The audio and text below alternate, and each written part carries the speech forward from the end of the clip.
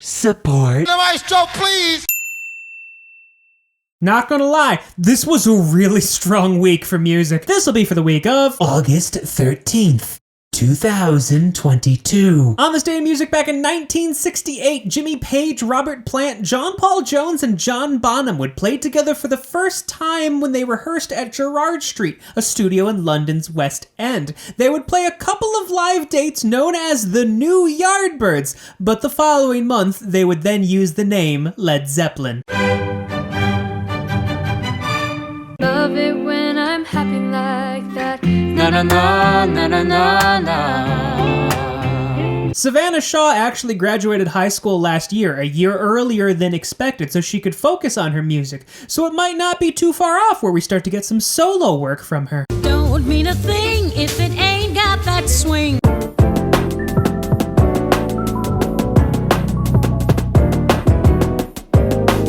One hell of a debut from French keyboardist DOMi and American drummer J.D. BECK. This album is chock full of some high-profile features. Anderson .Paak, Thundercat, Herbie Hancock, Busta Rhymes, Snoop Dogg. Singing, I love rock and roll. Wherever you go, that's where I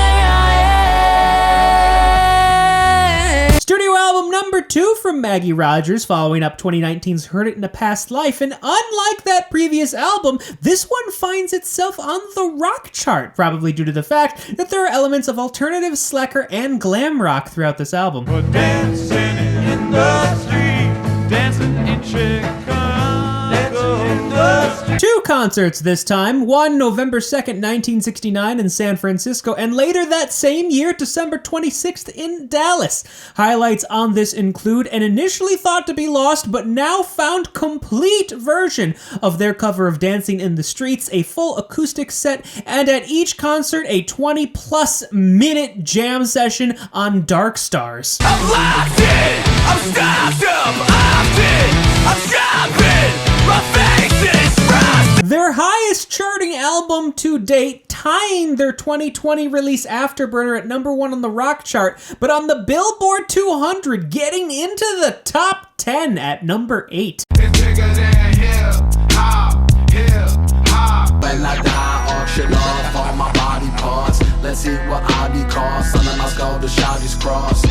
Studio album number 3 from them, following up 2021's Long-Term Effects of Suffering, continuing the trend of every single one of their studio albums getting into the top 10. I don't know how much longer they're going to be considered underground rap at this point.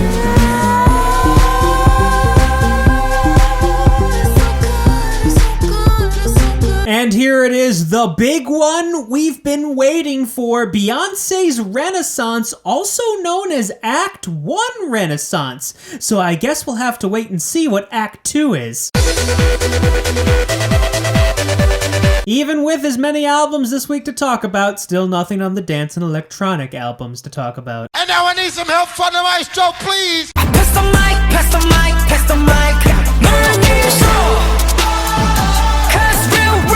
EP number 3 by K-pop group ENHYPEN, already selling over 1 million copies after release, and with that, they actually set the record for being the only K-pop group to get 2 albums in the million-seller category since they debuted, the other album being Dimension Dilemma. I think I'm gonna stay right here tonight, 'cause that could be dangerous. That could be dangerous. And despite how strong a week it's been,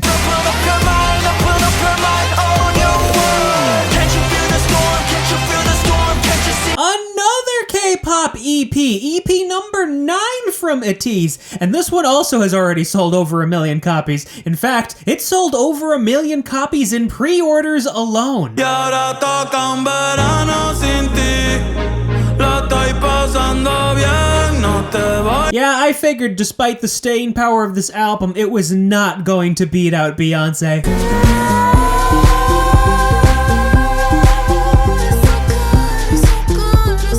I mean, come on, we all knew this was going to be number 1. Beyoncé is an artist who rarely ever misses. I will say, next week has a lot of work to do to compete with what we went over this week. And now I need some help from the maestro, please! Maestro!